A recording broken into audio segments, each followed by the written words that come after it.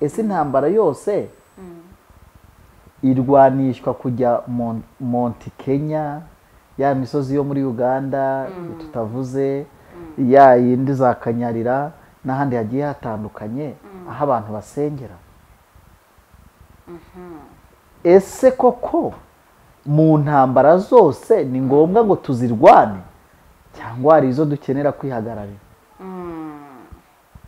Ni ngombwa se kujya mu bahanuzi hari icyaguhagurukiye cyangwa se hari urugamba ruguteye kugira ngo umuntu abashe kujya kubaza? Kuko tuzi ko abakera bahuraga n'ibizazane. Hari nka umwami wigeze gutumiza abahanuzi barenga 400, ariko umwe aravuga ati umva nkubonye upfuye siwanagaruka, ndetse n'abasirikare baba nk'intuza zitagira umwami.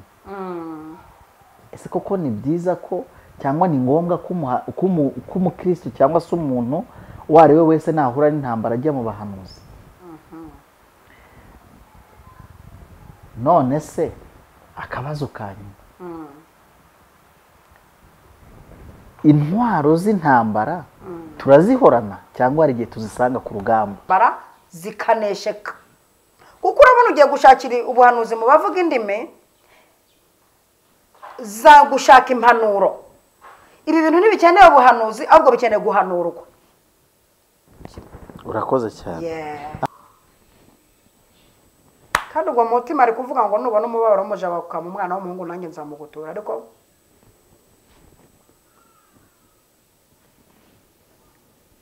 bati yasinze. Nawe yamenye uko iyo ntambara iri burwanwe,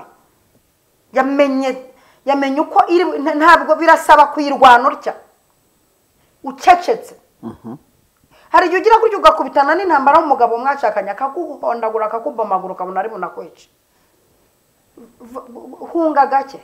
N'igikorera mu marangamutima yawe ko yigeze gukorera mu marangamutima y'umudamu wazamuye umwana we yapfuye ati ndamushyira hejuru risa naza musengera arakira, ko amarangamutima w'Imana yakoreramo.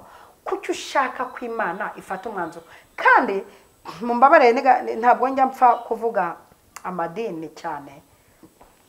Ndi mu mwaka wa 2 mu ishuri rya Bibiliya hari idini twabajije prophet turamaza tutese iri dini ko rimaze imyaka ryarigize imyaka 74, iri dini ko rimaze imyaka 74, twareba icyo rigezeho tukakibura tugasanga aho bwari yaje ejo bundi yararisize. Prophet atubwira ati iri dini icyo ryazize ryazize kuba mu mwuka cyane, na mituweli zaza bakajya kubaza Imana ko atarante Kristo uje. Uzi dutunga telefone bwa mbere abakecuru bo mu cyaro b'abanyamwuka baratunennye ngo twagiye kuzimu. Reka ngushimire wowe wahisemo kuba hano kuri Eva Mama Lionel. Imana y'amahoro ibaha umugisha kandi bishimire ibahe kuba mu gihugu cy'Uwiteka Imana yanyibaha. Niba mutameze neza reka mabwire ngo iki ni igihe cyo kumera neza, kuko ni igihe cya kuba wumvishira ijambo, ugiye guhumurizwa, ugiye kwakira izindi mbaraga, kuko wageze kuri Penikira, mama w'amahanga, ijambo ry'ihumure rihumuriza, isanamitima, yogezabutumwa, umwita uko ushaka ariko utamututse. Aha, muraho neza mubyeyi? Muraho, murashima Imana, natwe turashima Imana mu ijoro, yaremye ijoro nese. Okay. Hanyuma mwari mumeze neza ariko? Tumeze neza cyane. Okay, mu rugo barakomeye? Umuryango urakomeye, natwe nabonye akantu hari neza? Akantu hari twakabonye neza, kuko hari ukuntu umuntu yantunguye mbona kubisaho akantu ntiyivuga, undi hashize indi minsi 3 nakubisaho akantu ntiyivuga. Mbega ubwo mbashimiye nanjye ntabavuze. Iragaragara ko banze ko mbavuga hano. Ariko se ajya ubusigaye ubona amazina ariko ntawabona nimero ye? Yego niho nyine biducangira. Ubona izina ntubone nimero. Kabwese iri zina wenda ntayayobye. Bayayobye se ubwo ndahamagara nde ngo arayobye. Ubwo nimbara nayo ntabwo yayobye, ariko nayavuye aha. yavuye kuri umwuka wera yambwiye ko yavuye aha. ubwo umuntu wabigizemo uruhare kugira ngo ubone akanoheri ugashinga iryinyo ukumva nyine ribiri kugenda neza. Imana ibaha umugisha. Imana imuha umugisha cyane, mwatuyeho umugisha nabe nibye kuko Uwiteka mubeho ko yantunguye nawe Uwiteka mutunguza igitangaza. Amen. Amen. Aha.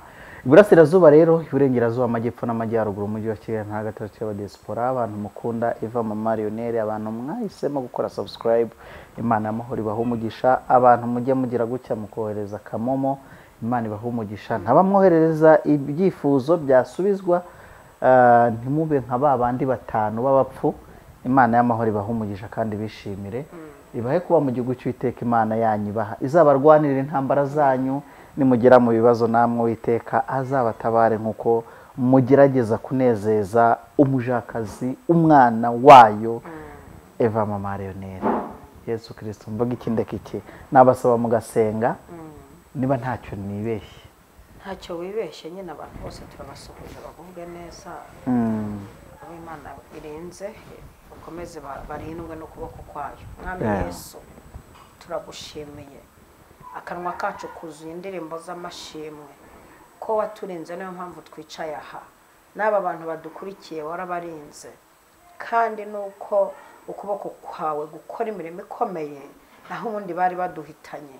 Hari abakoresheje imbaraga z'amarozi, hari abakoresheje imbaraga zo kuturwanya, hari abakoresheje imbaraga zo kudutera iperitasiyo kubera amagambo aryana bafite, hari abakoresheje ibitero byo kutugira abatindi, hari abakoresheje ibitero byo kutwangisha abandi, hari abakoresheje imbaraga zo kutwirukanisha ku kazi, hari abakoresheje imbaraga zo kudutera icyangiro.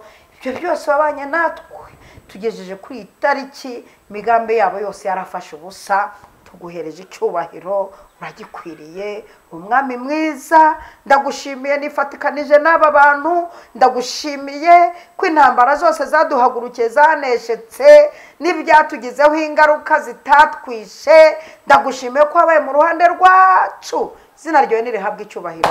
Sengeye ubu bwoko tugiye gutaramana amasaha, imbaraga zawe zibabeho, cyifuzo bafite ugisubize, urwaye akire, mushomera ahabwe akazi, munyamibabaro yishime, uwatawe bamugarukire, we basize icyangira b'umunyagikundiro. Muntu wese dutaramanye kibazo cyose afite ugihere mu mizi.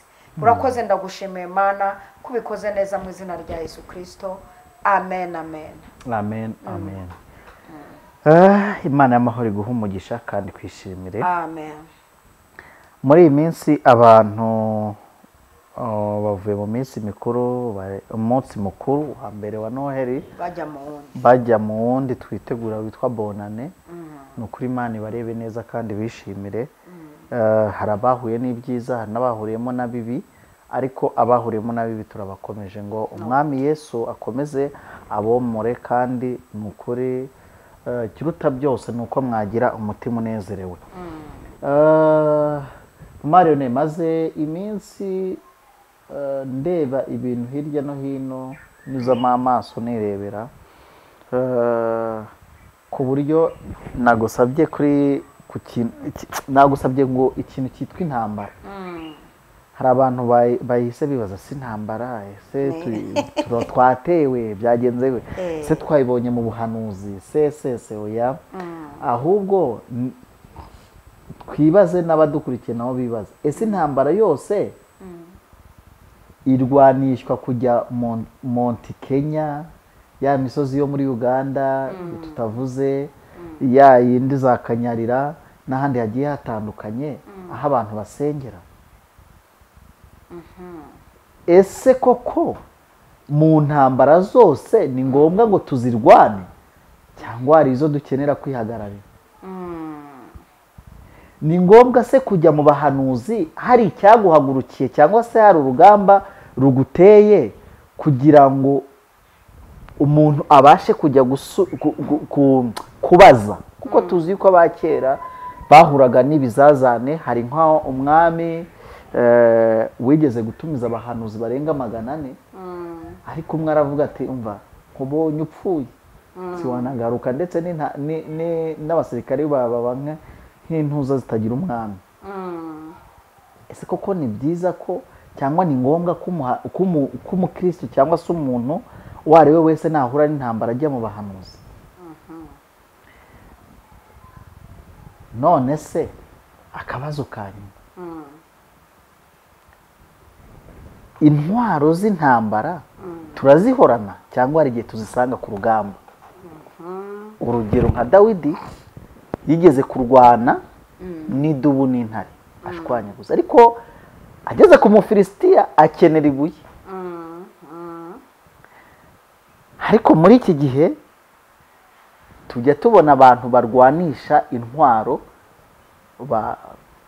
bahorana, za ntwaro bahorana,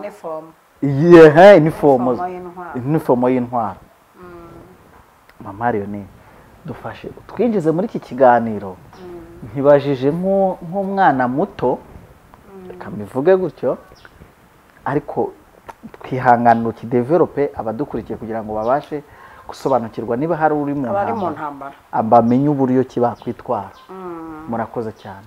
Murakoze cyane. Kugira ngo mbisubize ibi bintu, reka nifashishe uyu murongo muri Bibiliya w'ibyo ku ngoma za kabiri, ibyo ku ngoma za kabiri, igice cya 20 umurongo wa 17. Igice cya 20 umurongo wa 17 aravuze ngo muri iyo ntambara muzagomba kurwana, muzahagarare mwireme inteko gusa, mwirebera agakiza Uwiteka azabaha, yemwe Bayuda n'ab'i Yerusalemu, mwitinya kandi mwe kwiheba, ejo muzabatere kuko Uwiteka ari kumwe namwe. Ayo magambo ndasomye, nzafata igihe cyo kuyasobanura cyane. Ni amagambo amaremare umuntu avuga iminsi 3. Aha yari intambara y'Abamowabu, yego Yehoshafati afatwa. Nyifashishije kugira ngo nsubize ibi bibazo, hanyuma nsubize n'abantu bari mu ntambara n'undi uzahura n'intambara. Ari gega umuntu abyumva nta n'intambara afite, ariko yahura n'intambara agahita yibuka uburyo cya gihe yaryumvise. Barokora cyane nibo, reka mbatanga urugero bene wacu, nibo bahura n'intambara bagahita birukira ikanyarira. Ati ndahirika, ndavuna, ndarimbura, ndamena, ndashwanyaguza, ndica, ndaharatura, ndaminini yasoma, ndaminini ya. Kandi iyi ntambara ahuye nayo, iyi ntambara ahuye nayo ntabwo yasabaga kugikanyarira. Urugero, ashobora kuba ahuye n'intambara y'umugabo umukubita kandi byamukubitira binumvikana, aramukubitira kujya mu masengesho ashingiranya abana, aramukubitira kujya gusenga yabihishe, bagahura afite Bibiliya yavuye mu barokore, afite ibintu amukubitira byumvikana. None iyi ntambara ntabwo ari gukemurwa nuko agiye kanyarira gusabira umugabo w'agakiza. Iyi ntambara ari gukemuka ahubwo yereye umugabo imbuto, yereye umugabo imbuto zikabyara agakiza k'umugabo. None anyuze sansenike, ibintu byo bihinduye kontreta. Iyo afata igihe cyo kwicara akerera umugabo imbuto, utwo tugendo iyo ca hirya ca hino buri munota, akayireka kera imbuto, byari kwihutisha agakiza k'umugabo kuruta kujya ku musozi gusenga muvuze mu mazina no kwica karande z'iwabo. Kandi umugabo nta karande z'iwabo anafite, nta myuka y'iwabo afite, ahubwo uyu mugabo arashaka kugushyira ku murongo. Nubwo uri umurokore ufite akavuyo, nubwo uri umurokore ufite akajagari, ufite ikinyoma, ufite icyaha cyo kubeshya ko ugiye ahantu kandi atari ugiye. Tunagenzuye twasanga umugabo ari nawe ukijijwe kukurusha, kuko uyu mugabo icyaguhora kirumvikana. Uyu mugabo aratashye asanze ibiryo bitarashya, arazinduka ajya mu kazi ngo agiye kurepeta, ngo uri mu masengesho ngo y'iminsi ngahe. Hari ibintu ari intambara. Ndashaka kuvuga intambara Bibiliya ivuze ngo muzahagarare mwireme inteko gusa, muri iyo ntambara ntimuzagomba kurwana. Ikintu uri kurwanisha intambara si cyo gikenewe. Amasaha mureke twige twungurane n'ibitekerezo, mureke dufunguke dore tugiye no kwinjira mu mwaka bikenera gukoresha imbaraga z'ubwenge cyane n'amasengesho. Ariko amasengesho adafite ubwenge no, n'ubwenge budafite amasengesho no, ni ibintu bigiye gukora muri uriya mwaka kandi bikabyara umusaruro. None se ibaze, reka mvuge urugero kuri Samusoni, nshaka no gusubiza ibibazo bajije. Samusoni uyu nguyu umunsi atwika imyaka y'Abafilisitiya, icyambere Samusoni ari kurwana yaratumwa. Samusoni uri kurwana ku mbaraga ari ya miniya pe, arazifite imbaraga zo kurwana, arazifite kandi kuba zifite zirimo n'ikintu cyitwa amasezerano yo kunesha. Samusoni muze kwibuka ko yagiye ku rugamba afite amasezerano yo kunesha. Imana yari yarasanze ababyeyi bibaha amakuru, ni ukuvuga ngo yahawe kunesha ataranavuka, ataranatwitwa, bataramutwita. Samusoni yahawe kunesha atarajya no ku rugamba. Aleluya. Samusoni yahawe intsinzi atararwana. Samusoni yahawe intsinzi atarakubitana n'abanzi. Muze kumfasha mwibuke ko igihe atwika imyaka y'Abafilisitiya yahise ajya kwihisha mu gitare cya Etamu. Ajya kwihisha yo pe.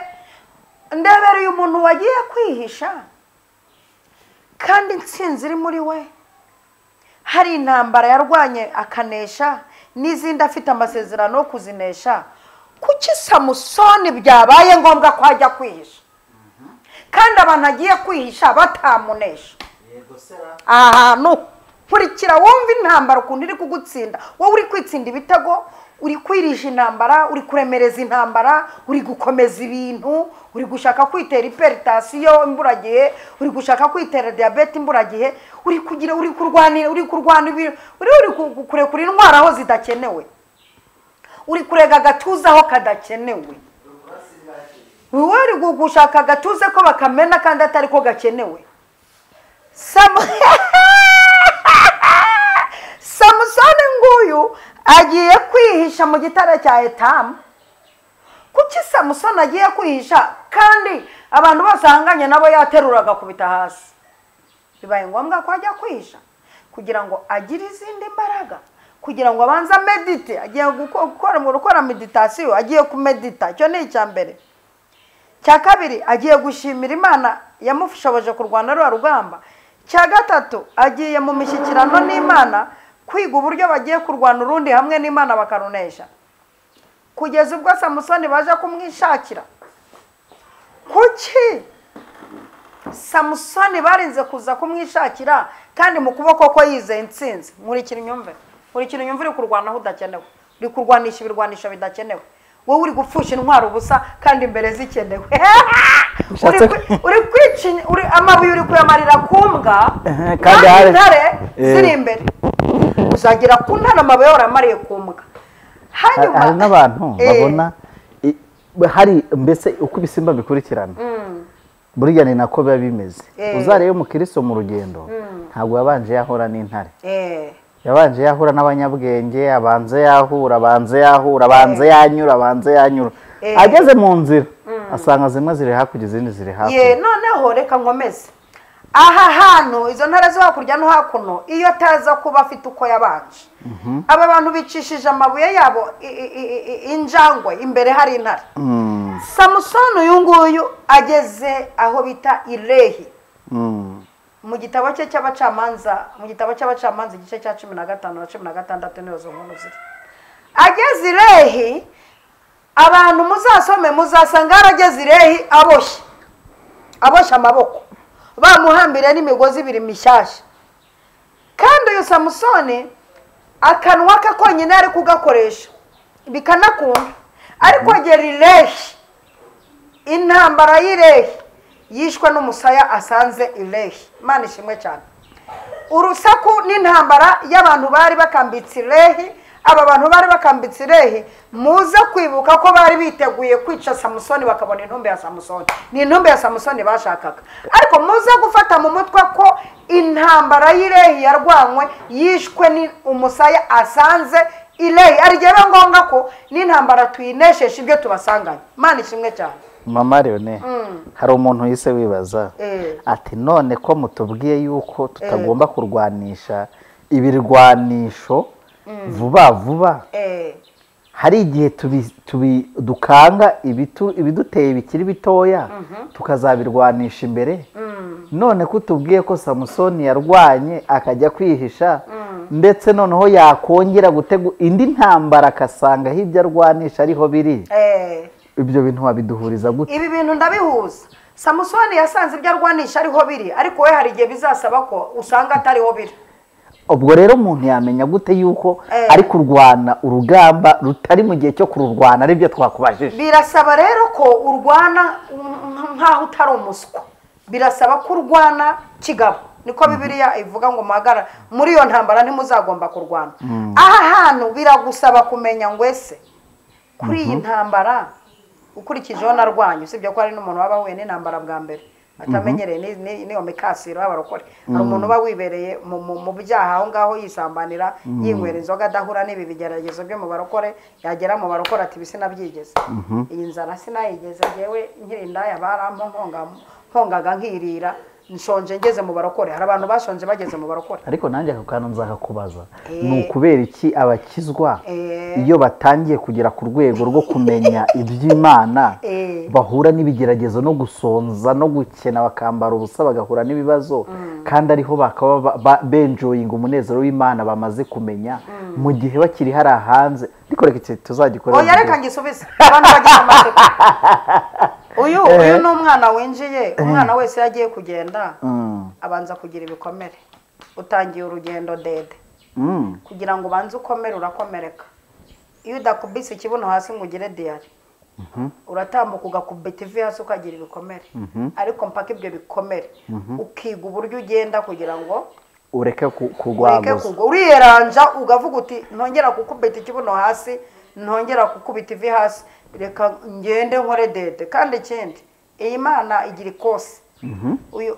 Harabaza Imana ikabatetesha hari n'abazi ikabakuba ntabwo bose yabakubye. Hari abaza mawe ukagira ngo nibo yari yarabikiye ibintu ukavuga uti ariko mawe yawe agira ngo niwe Imana yari yarabikiye ibisubizo by'abarokore nibwaje reba hisakira nibwaje mu kirokore hisakira. Hanyuma ariko umubare munini nabaza bakabanza bagasufura. Uyu muntu rero hari igihe Imana ibije banza kumukamuramo n'ubwo bubobo. Yego se ikabugukamuramo njya mbivuga mu kigeragezo cyanjye iyo jewe ninjira mu gakiza nkahita mbona urugo ntabwo mba nzi kubaha umugabo ntabwo mba nzi amategeko agenga urugo. Yabanje kunkamuramo ububobo n'ubucakura no kokera nk'urusenda. Hari igihe uyu muntu aje icyambere ashaka kugaragaza ko akazi aje afite inote aho yabaga mwegiputiyo yirataga ku bantu. Iyi Mana irabireba iti uyu muntu ninkomeza kumuha izi note araza yirate ku bwoko bwanjye yirate n'imbaraga ze mbanze nzikamye mbanze mukamirikije kuko ndabona hari ibintu nenda kumukoresha imbere sinamukoresha n'umusivili. Uyu muntu rero winjiye Imana ikabanza ikamukuba yitegure ejo nataba pasiteri aragira impano yo gusengera abantu nataba umuvugabutumwa ukomeye aragira impano yo gukomeza abandi. Uyu muntu winjiye agahura n'ururuntu yitegure ejo azakara. Ariko gakeya hari naho umukristo ahura n'ibimugerageza cyane cyane nk'inzara n'ubukene. Yego ari icyo kigeragezo akenshi cyane gihura n'abantu kubw'imibare mikeya y'ababinjije mu gakiza n'uburyo kibabasobanuriye. Urugero umuntu aje kuri Kristo azi ko binagana yego bakamubwira bati muri Yesu biremera nta wakoreye Imana ngo asabiriza aho hantu naye ndabyemeraho gakeya nta wakoreye Imana ngo asabirize koko nibyo.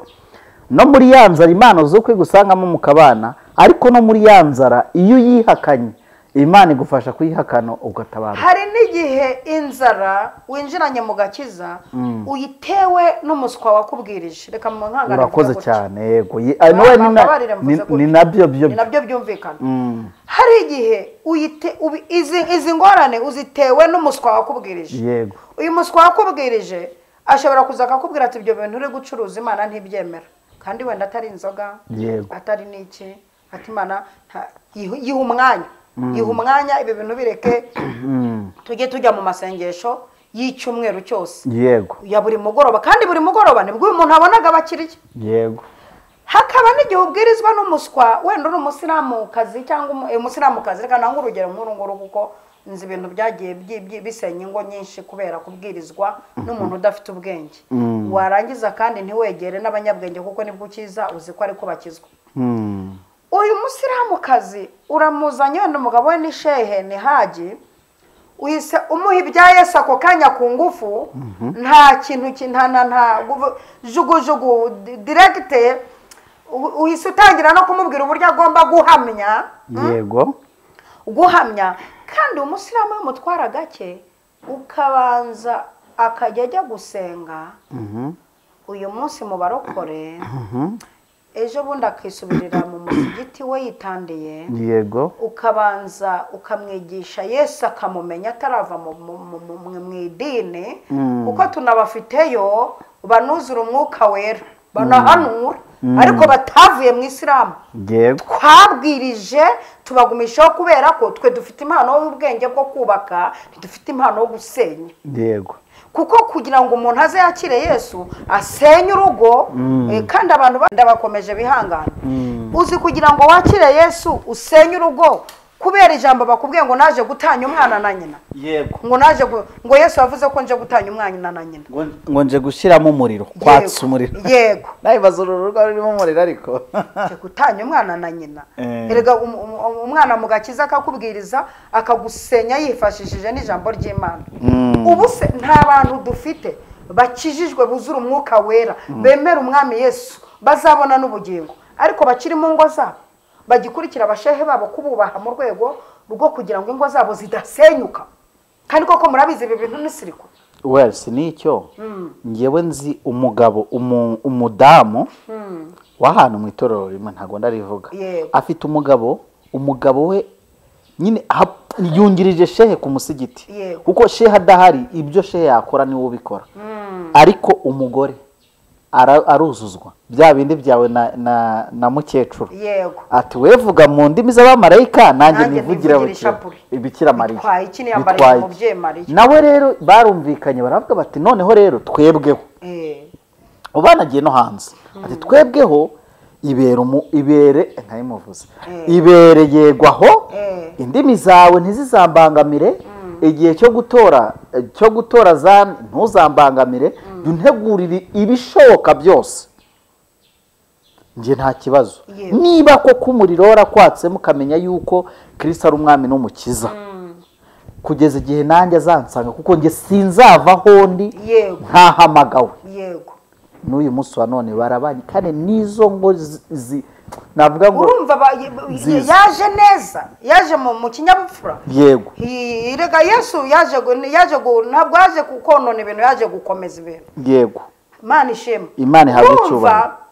Uyu muntu wibereye iyo, uzi imbaraga za Yesu, uzi n'urugamba afite urwo ari rwo, iyi ntambara arimo arayirwana mu buryo yakubaka. Ntabwo ari kwirwana mu buryo yasenya, kuko hari intambara urwana ugasenya nk'ibintu bine icyarimwe, kubera ko warwanishije intwaro aho zidakenewe. Yego. Ahangaha rero nagumamo Yesu nawe ni umuntu w'umugabo ndamuzi, azashiduka yirwanira urugo rwose aruhinduye, arukuye hariya aruzanye. Ariko utarwanya kinyamubiri, kuko hari intambara abantu barimo bashaka kurwana kurusha nyirayo, kurwana kurusha Yesu. Urashaka kurusha Yesu kurwana, urashaka kumurusha kurwana. Aho kantu ndakumvise. Wowe urashaka kurusha Yesu kurwana. Muzihagararire mw'ibineko. Njyewe nimuhagarara muri abana banjye. Yego. Ninjye bibabaje gupfa kwanyu. Yego. Imana ifite ukuntu inagukunda, wishaka gukunda Imana kurusha uko igukunda. Kandi yaravuze ngo wikwitambika mu ntambara yayo, wiyambura akazi kayo. Aravuze uko ari byo. Ukajya kubona ukabona yenda nk'umwana w'uruhinja utaramenya kugenda, ari gushaka kujya kwegura umuhini ngo akubite igisambo. Yego. Kandi ahubwo yakagugiye kwihisha cyane, noneho ahubwo akareka ababyeyi bakarwana iyo ntambara. Yego. Kandi koko n'imbere y'Imana niko hari abantu barimo barwana intambara zitabareba. Mama Leone, reka tugaruke hano hantu noneho. Tuvuze ku ntambara, twe twinjiye ku bahanuzi. Ni ngombwa kubaza abahanuzi mu ntambara y'umuntu. Nka gutya nkaba mfite hari umuntu ufite ikigeragezo, runaka kimuremereye cyangwa se yenda twivugire mu rugo ukaba ufite nk'umugabo ugucinya inkokora nijoro bitewe n'ibintu runaka cyangwa se winywera akantu nijoro ku manywa rwose yinjira mu rusengero haleluya abantu baramukunda ariko akaba yifitiye akabembe ko kwinywera akayoga noneho umugore akagenda akajya kubaza umuhanuzi akabona hari umuhanuzi yari yutitira ariko ntazi ibimutetiramo ariko kubera ko atitiye ahantu uravuga zomene de kuwa ese uyu muntu ufite iki kigeragezo cyo kuba hari umugabo umunywera inzoga uruhande kandi ku manywa nta n'uwamenya ko ayinywa akanywa nijoro agasinzira akiryamira ariko uburiri bw'umugani wa Bibiliya rero ati muzajye maze none ayinywere ku buriri bwawe ariko bihangana none uyu muntu uri muri ufite ikigeragezo n'ibindi kuki agiye mu bahanuzi ese ni ngombwa ngo aze kugisha inama abahanuzi cyangwa guhanuza igihe ibyo bintu bizarangirira oya ntabwo ari ngombwa kujya mu bahanuzi ari nayo mpamvu intambara yose iri kubatsinda bari kuyirwana imbusane iyi ntambara afite y'inzoga mu buriri iyo inzoga mu ibanga ntabwo intambara bayirukanisha mu bahanuzi n'iyo inkokora iri gukubitwa mu gatuza kawe ntabwo bajya kuyivugiraho indimi ahubwo cunga erega buriya navuze inkokora abantu bakuze babyumvisha hano ndabizi ko ukurikirwa n'abasore n'abakobwa navuze inkokora hari ibintu bitubahirizwa muri make hari ibintu ahubwo kugira ngo byubahire ngiye kubabwira iyi nkokora umugabo agukubise ese hari itetsa arayigukubita hari igihe oya no yemera ko yakwiteka ngo akudihe keretse ari umusazi hari umuntu wese ukubwira ati nta jambo uvuze Mariyone warashikiye ati warashikiye niyo mpamvu uri kuvuga gutyo hari umuntu wese ubivuga ariko ntabishire muri comment mu kinyabupfura cyiza ntacyo nabishyiramo turamusubiza aho ndi tayari kujya mbasubiza okay ariko ikintu nshaka kuvuga ni iki wari uzi yuko muri kamere y'abagabo batanyurwa hari igihe avuye kwa Mariya Roza ba Mariya Roza bamba bareba ihangana hari ibintu bibaye akagera ibyo byabaye kwa Mariya Roza akaza kubishaka mu rugo rwe aha nari ntarangiza gusubiza nanjye niyo mpamvu nayo nkubwiye ngo ni kuvuga ngo yikwirukanyira mu bahanuzi yego nabanza arebe igituma iyo nkokora ije biragaragara ko inkokora izanywe n'ubushizi bw'isoni ufite cyangwa ijambo uvuze nimba ntaryo uvuze byitetse bikaba wijya mu bahanuzi ahubwo ujya ku mugore w'umunyabwenge akugira inama aho rero n'ubundi ni uguhanuza n'uwo mugore w'ubwenge naho ni uguhanuza mama Mariyone wiwe ndi kuvuga ubuhanuzi bunyura mu ndimi umva uko Uwiteka weho niko wabifashe erega guhanuza ujya mu buhanuzi buvuga ngo umva uko Uwiteka bivuzeho wijya kumva icyo Uwiteka bivugaho ahubwo jya ku muntu w'umunyabwenge wakugira inama wakabivugaho erega hari ibintu Imana itavugaho natwe tuvugaho hari ibintu uge nakubwira bigakora kandi atari Imana ibivuze kuko dukorana nayo ntabwo ibintu byose Imana ari ibivuze nujya kurindira ko Imana ibivuga intambara izakunukana kandi utarindira kujya ko Imana ibivuze jya ku mumama w'umunyabwenge akubwire kuko uyu mumama w'umunyabwenge ashobora kuba waramwumvanye icyo kigeragezo ko yahuye nacyo afite uburyo yakirwanya ashobora kuba atarahuye nacyo ariko kubera ko Imana yamuhaye impano y'ubwenge akakubwira uburyo wakora izo nkokora n'izo ntambara zikanesheka kuko urabona ugiye gushakira ubuhanuzi mu bavuga indimi za gushaka impanuro ibi bintu ntibikeneye ubuhanuzi ahubwo bikeneye guhanurwa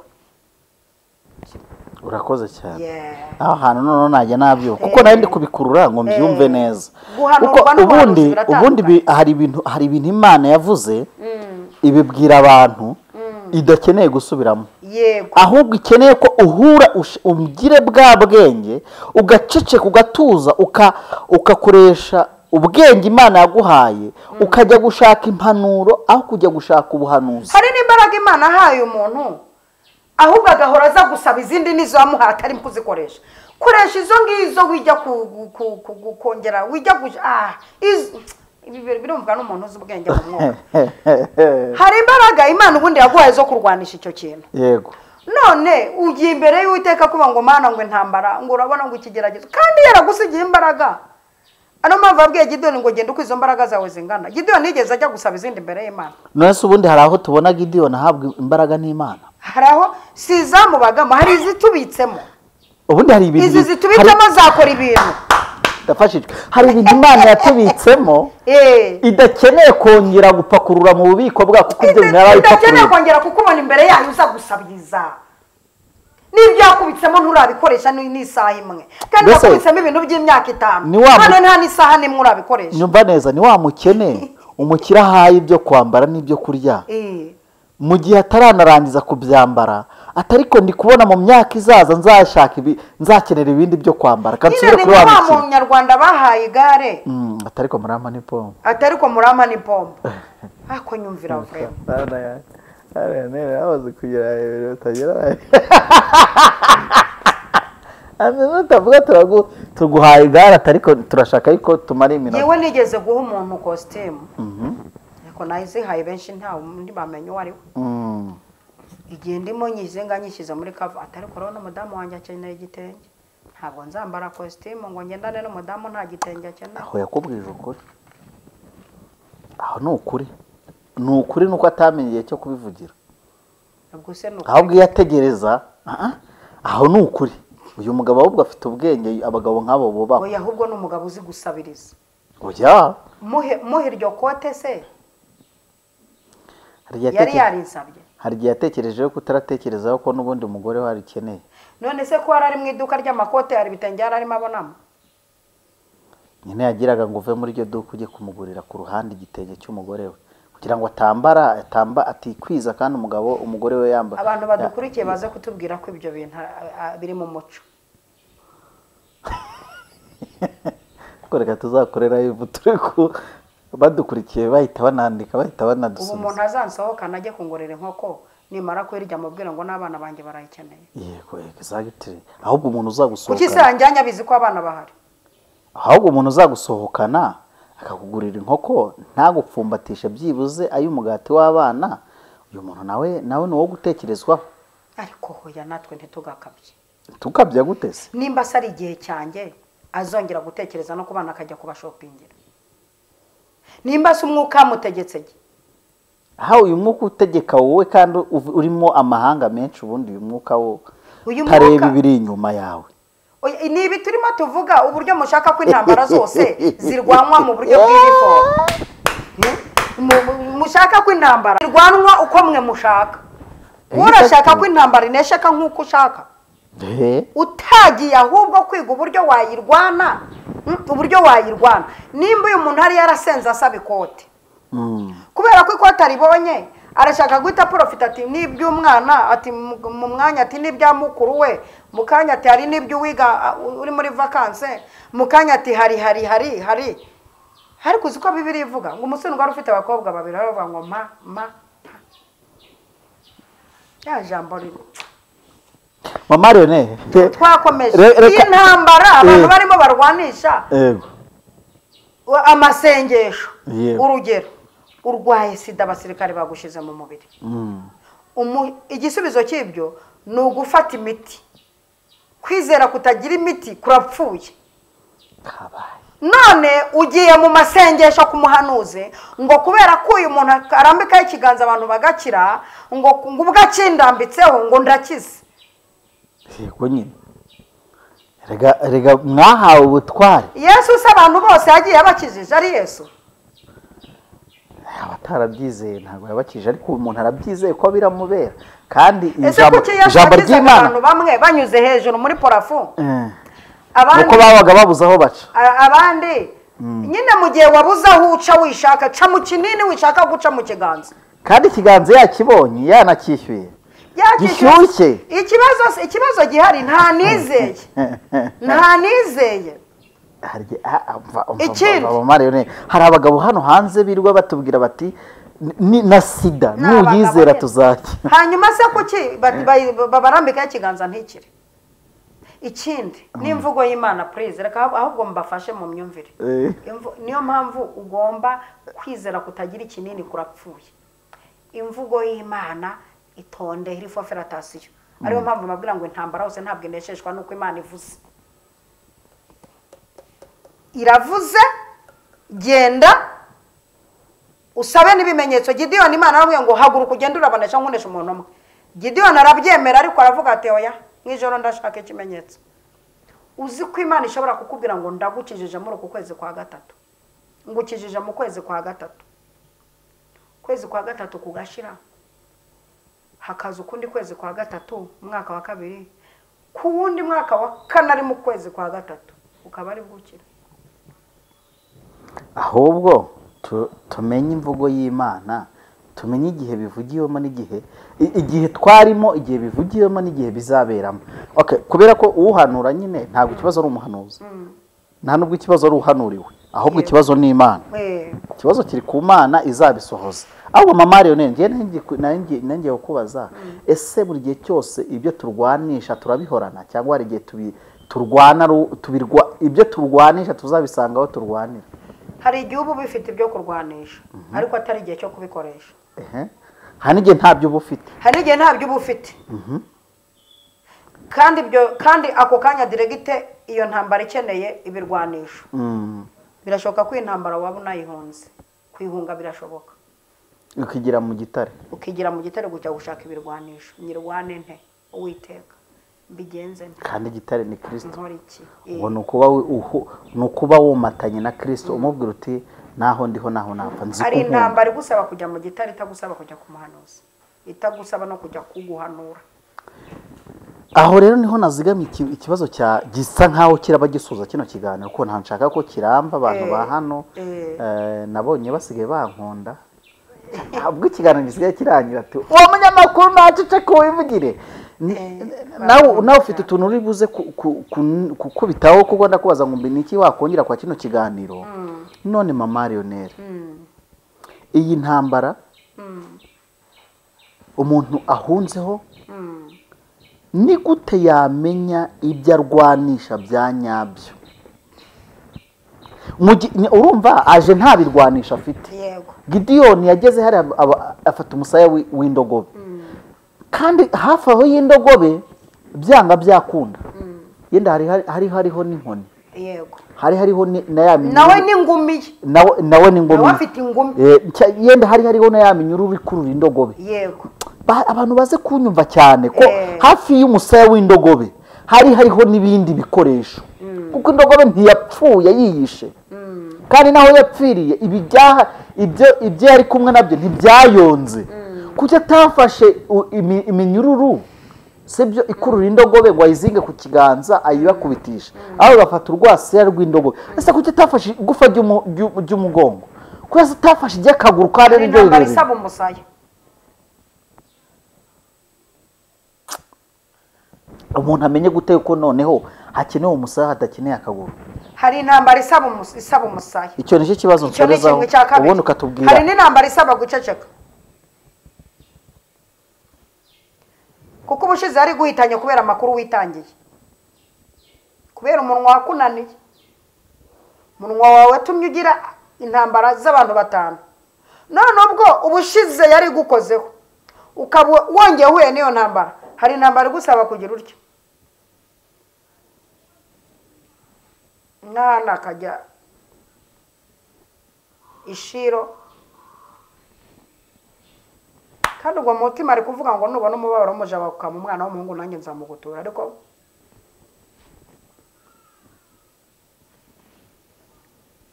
bati yasinze nawe yamenye uko iyo ntambara iri burwanywe yamenye uko iri ntabwo birasaba kuyirwana utya ucecetse hari igihe ugira gutyo ugakubitana n'intambara w'umugabo mwashakanye akaguhondagura akakubomagura ukabona ari munakwica hunga gake ariko nuhunga wihungira mu barokore wihungira mu bahanuzi wihungira mu banyamazimwe wihungira muri hoteli wihungira shaka ahantu uhungira aha hantu uhungiye ugenda ubanza utekereza uvuga uti se nkubiswe bitewe n'iki ese hari imbaraga z'abazimu zibyihishe inyuma biba bigaragara, hari imbaraga z'uwamunteje zibyihishe inyuma urabimenya, kuko intambara yose uyitambitsemo ukarega agatuza wanapfa. Hari n'iyo bisaba kuhungamo gake ukitsimba ahantu gake, Uwiteka akaza akakurwanirira, akaza akagira ibyo ahondagura. Urugero muri Yesaya 26:20, wa bwoko bwanjye we uri guhondagurwa, wino winjire mu nzu yawe, wikingirane, ube wihishe akanya gato kugeza aho urwo rworezo ruzatambukira ruzanyurira. None se ntabwo wabonye muri covid ko intambara covid tuyihisha mu nzu tukayihisha no mu gapfukamunwa? Ndashaka kuvuga kuri Rusi, intambara ahuye nayo, reka ndenge iwabima wabo, ariko nuko mvuze ngo urworezo, ariko ngo akanya gato kugeza aho uburakari buzashirira. Burakari bw'uwo mugabo. Iryo jambo rirakaze, rihuye ni nk'igitunguru kigiye mu kanyama, rihuye n'iri jambo, rihuye n'uyu mwanya. Kuki Rusi ageze i Betelehemu kwa nyirabukwe bashonje, nta bose ari abapfakazi, kuki atabwiye nyirabukwe ati mukecuru reka dufata yitatu tubaze impamvu Imana dufata yitatu? Wajya gutubwira ko Imana yanyu yingingwa, wajya gutubwira ko yuko musenga mwerekeye Yerusalemu, wajya gutubwira yuko kuki atavuze ngo dufata yitatu, akamubaza ati mbese imirima ya bene wanyu iri he? Twivungirane tubaze impamvu Imana wera wibi ni ibiki, kuki batafasha yitatu kandi bazi kuyasenga, ahubwo akayoboza imirima wiri ya bene wabo akajya kwa Bowazi? Kuki agiye kwa Bowazi kandi aranya amasengesho? Umva ko byagenze se, ngo yaramubwiye muri nindi Bibiliya, kaza mubwire kuntu yamubwiye, ariko ndabizi neza.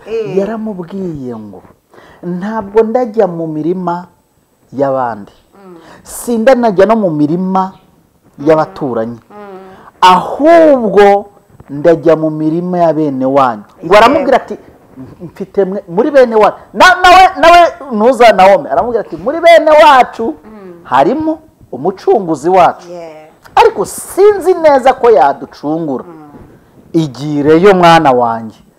Yego, kuki yamubajije atya ntamubwira ati tujye mu yitatu, tujye mu butayu, tujye mu vumo, tujye kanyarira?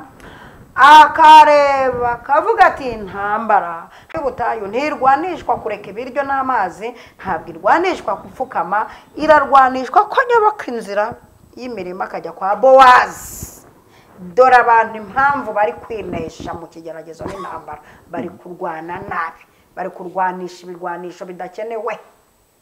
Ni gute umwana agira gutya akazana atsindwa imibare, reka mbivuge n'inyamvizi Perisizi, kuki atsindwa imibare ukumva urashaka kumujyana ku mukozi w'Imana ngo amurambikeho ikiganza avuga ati mwami Yesu ntegetse imibare kujyamo?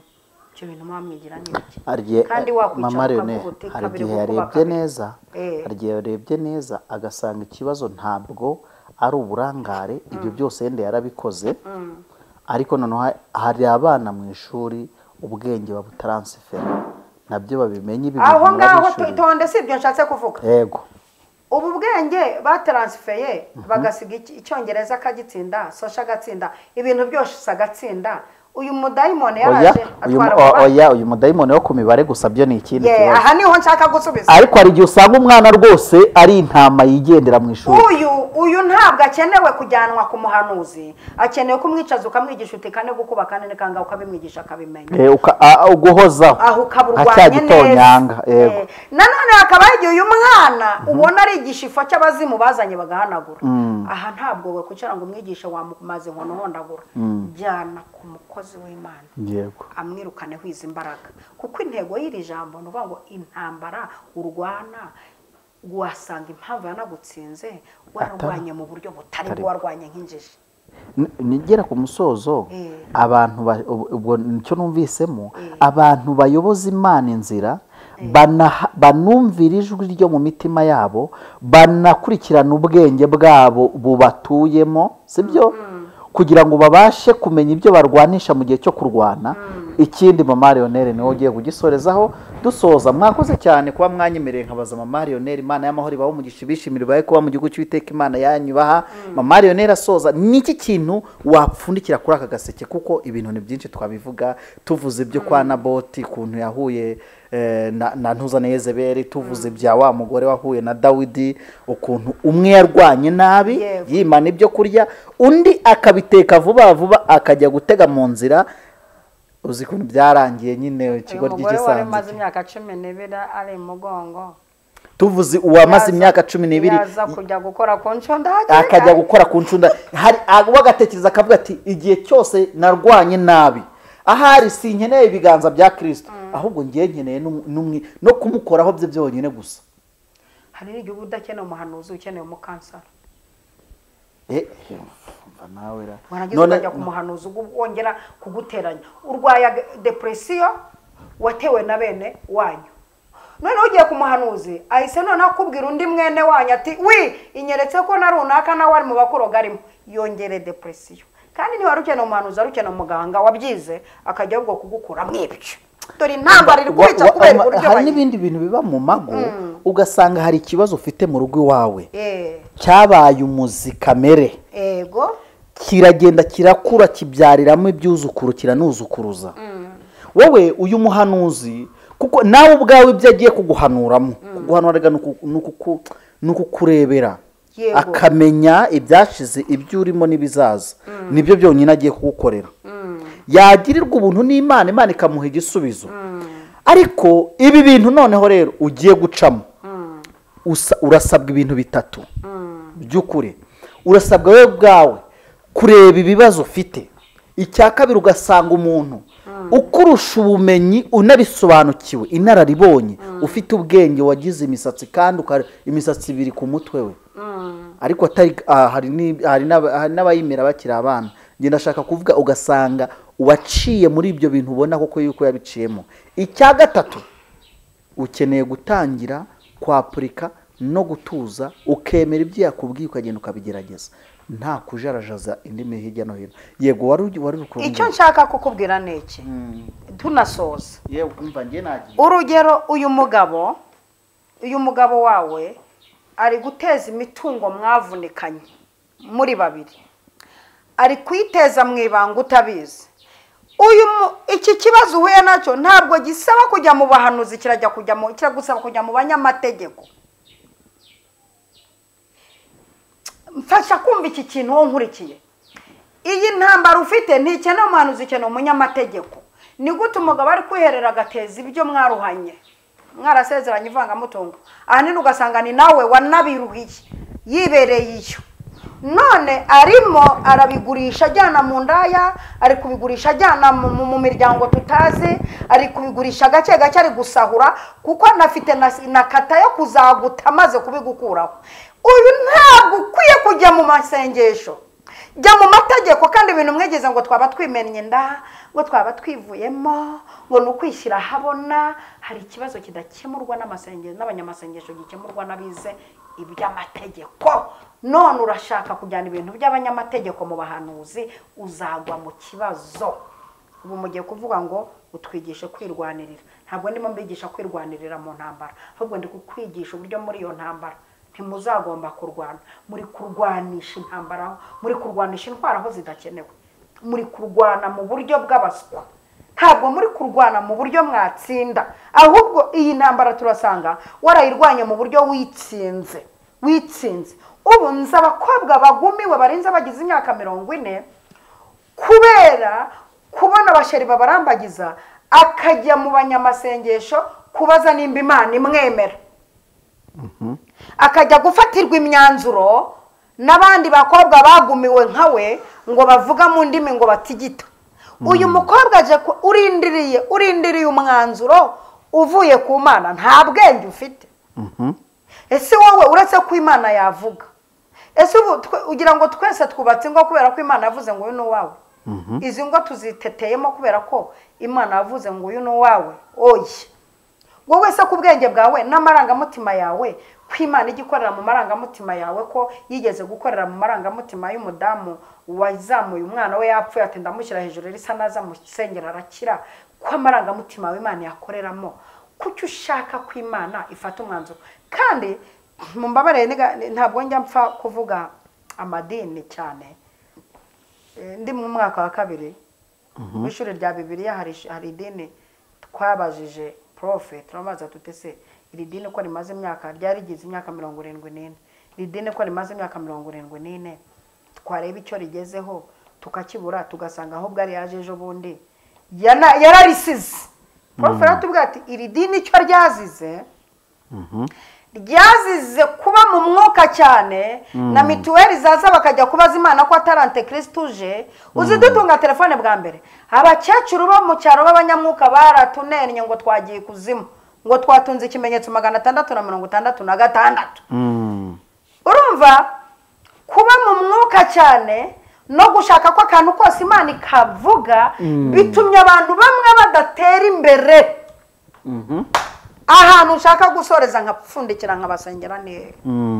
Nuko intambara y'umwuka muri kwirwanisha umubiri, hanyuma iyo umubiri nawo mukayirwanisha umwuka. Nuko intambara ikenera amashuri muri kwirwanisha Bibiliya, ikeneye Bibiliya mukaba muri kwirwanisha amashuri. Nuko intambara ikenera kwirukuri kwirwanisha kwicara kandi wakwirukansa. Ikintu kikwishe niki? Nuko intambara ikenera guceceka uri kwirwanisha kuvuga. Muri byararirimye ngo urwane intambara nziza, Kristo n'imbaraga zawe, fata ubugingo aguhaye ngo buguheshe ibyishimo. Ukuri kurwana intambara kose ndashaka kukubwira ko Imana iza kugufasha kurwana. Iyo uri kurwana wicaye uburyo uri kuyirwana, nshoje nkubwira ko Imana ije kugufasha kukurwanirira intambara uburyo bwose bwiza uri kuyirwanamo. Yesu abaho umugisha, reka tubasengere. Yego. Imana ishobora byose, sengera umuntu wese ufite intambara, niwe wantumyeho. Hari uwayirwanaga nabi, Mana we, ariko aka kanya ijambo ryawe riratambutse, umuntu amenya uko agiye guhaguruka. Hari uwayirwanaga aryamye kandi byasabaga ko yirukanka, umuntu wese amenya uburyo agiye kurwana. Ariko intambara imaze igihe gito kuri uyu muntu nkurikiye, ohereza imbaraga zinesha. Musohore muri iyi ntambara Mana, musohore, muneshereze ndetse cyane. Urakoze Mana, ndagushimiye cyane kubikora neza, ugakora ibirenze ibyo nsabye. Mu izina rya Data wa twese, Umwana n'Umwuka wera. Amen. Amen. Imana ibahe umugisha.